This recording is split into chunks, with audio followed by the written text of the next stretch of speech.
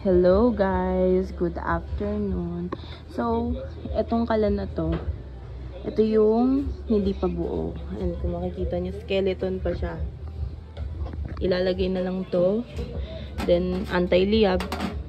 Then, yung ring. Ito, wala pa siyang takip. Pero lalagyan din niya ng takip. Ayan, hindi pa siya buo. Included na din yung blower. So, pag nabuo na siya, magiging ganito na siya. Ayan.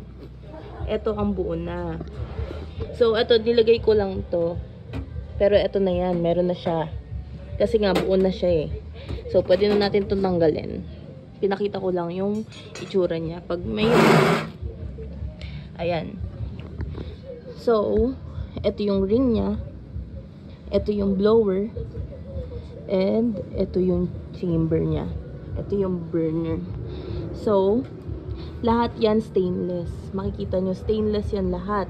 Lahat yan stainless. Ito ang hindi stainless. Itong chamber niya, ito ang hindi stainless. Scheduled 40 yan, galvanized. So, ayan na siya pagbuo. Ganyan yung itsura niya. So, ito yung blower niya. Then, ito yung adapter ng blower. Yan, yung nasa leg. Ayan siya. Tapos, ganito namin siya binabalot. Ito, balot na. May order na to sa Shopee. So, ganito kami magbalot. Lalagyan namin yan ng fragile. Then, ilalagay namin yung waybill. Yan. So, yan yung 3 step. Ganyan siya, guys. Lahat yan stainless, guys, ha. Ang hindi lang stainless, itong chamber. Ito, stainless din yan. Pati yung pipa. Stainless yan, guys. Yan. So, yan. Papakita ko sa inyo. Yan. Wala pa yung burner niya. Hindi pa siya nalalagay. Yan. Stainless din yan. Yung anti-liab na yan. Stainless yan.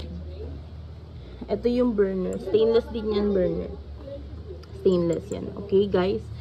So, check out na yung mga hindi pa nakakabili. Ayan.